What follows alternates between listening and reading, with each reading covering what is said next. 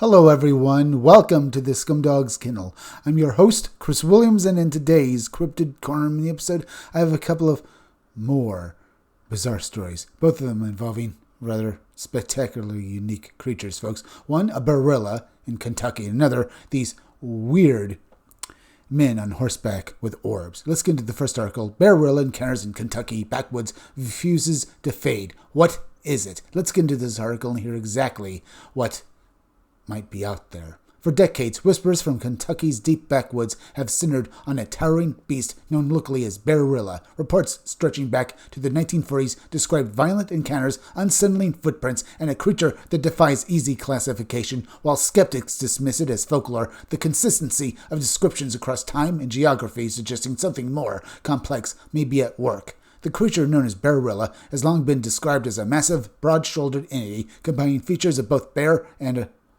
wolf. Witnesses consistently report a bulky, muscular torso resembling that of a bear paired with a long, pointed muzzle resembling a wolf's or a large canine's. The creature is said to possess powerful forelimbs ending in dagger-like claws, pronounced canine teeth, and an overall height estimated 6 to 7 feet when upright. According to Kentucky cryptid researcher Ron Coffey, the earliest known Bearilla encounter dates back to the 1940s. In that case, a young boy reported being attacked while playing along a creek bank in rural Kentucky. The incident left the child shaken and injured, and the description he provided closely mirrors later accounts. Coffey has repeatedly emphasized that he does not dismiss the credibility of multiple eyewitnesses, stating the mass imagination doesn't explain decades of somber reports. Bearilla sightings have been reported across several regions, including eastern and central Kentucky, parts of Wisconsin, Michigan, Pennsylvania, and portions of Canada. Many witnesses describe encounters occurring near wooded creek beds, remote farmland, or heavily forested hollows, often accompanied by an overwhelming sense of fear.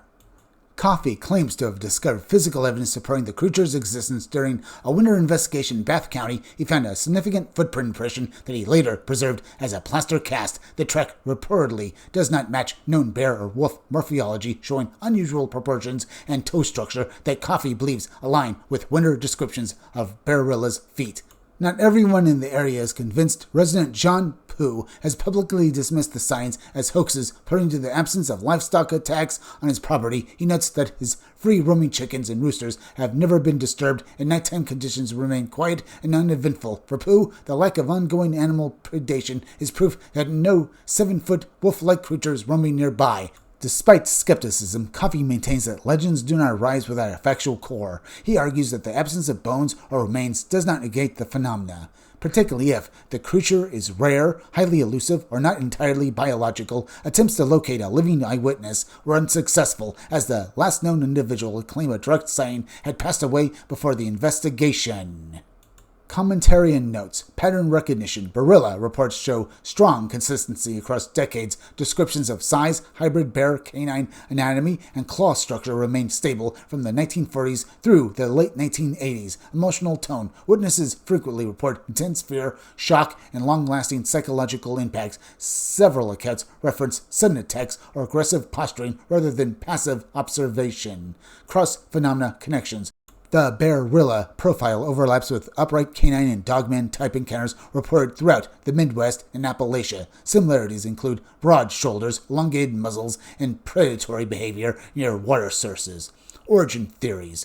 The cryptid hypothesis suggests an undocumented relic species or hybrid predator. Ultra-terrestrial or interdimensional models may help explain the lack of physical evidence and the long gaps between sightings. Folkloric persistence theory posits a shared ancestral phenomena that manifests differently across regions. So, what is the Bearilla, folks? Is it some sort of, dogman? Because that's exactly what I think. Or is it some other type of creature?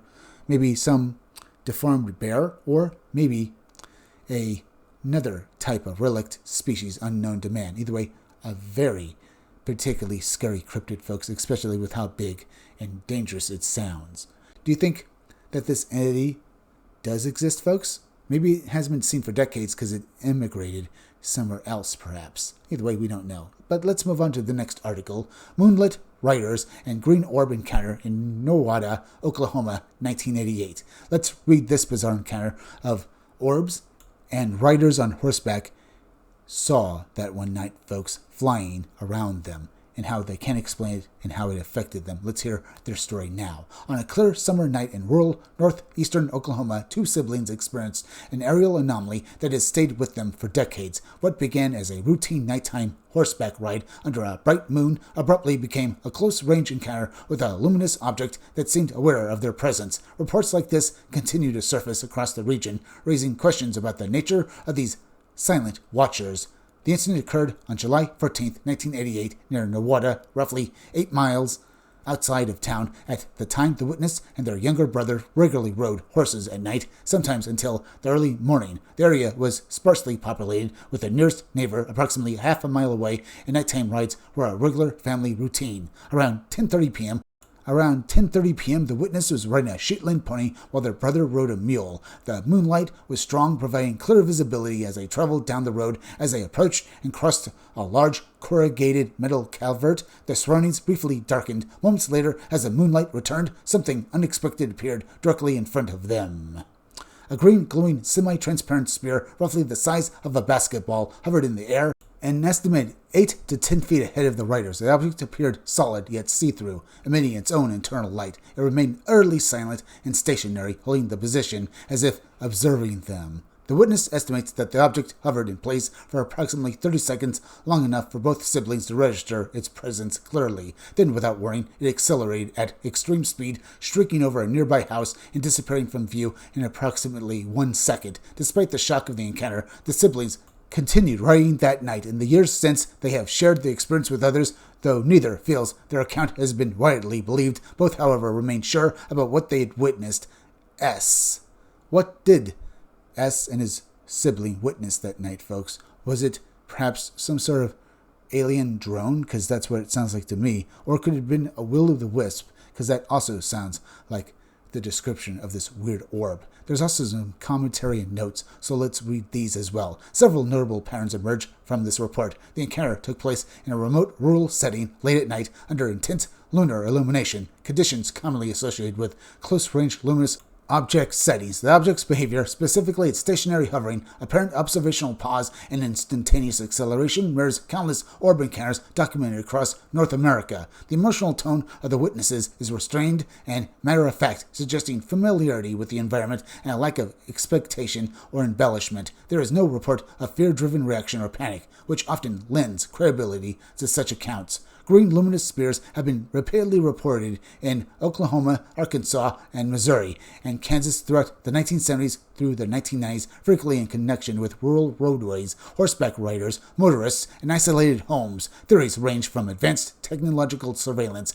to interdimensional probes to extraterrestrial monitoring phenomena. The brief pause, often described as a moment of mutual awareness, is a recurring element in these cases, as if maybe a telepathic contact was made, folks, as if this orb is more than just an object. It's able to communicate on some level with the witnesses in this case and others, perhaps through some sort of telepathic connection. So does that bigger the question that this was some sort of UFO, maybe occupied by some sort of intelligence or some sort of robotic entity, folks, but still with the ability to somehow contact our witnesses telepathically? We just don't know. All we can just say, folks, is that this thing is very reminiscent of other stories we've read about through the years, folks. Even stories ranging back thousands of years where people have seen weird objects, will-o'-the-wisps, and other such lights in the sky or weird phenomena. For God's sakes, folks, this almost reminds me of the burning bush from basically Moses' story, with this burning bush that basically communicated with Moses. I mean, you kind of get the same kind of feeling here, folks. It's also just as mysterious, or maybe almost as, I guess. Either way, a very strange story. And what about the first one? Just as odd. But folks, we're now at the end, so please go subscribe to my YouTube channel, Read Comics They're Bad For You. You can use the YouTube link down below in the descriptions of the chat to go subscribe me. Hit that like button for me. Make sure you're still subscribed. Leave some comments down below. Hit that bell for notifications. Make sure you hit the part of the bell that'll give you all future notifications, and please share this video out. I'm Chris Williams from the Scumdogs Kennel. Thank you all for joining me. I'll be back again tomorrow with another great video, so be sure to come back again then. Till next time, folks, I'll see you all again soon.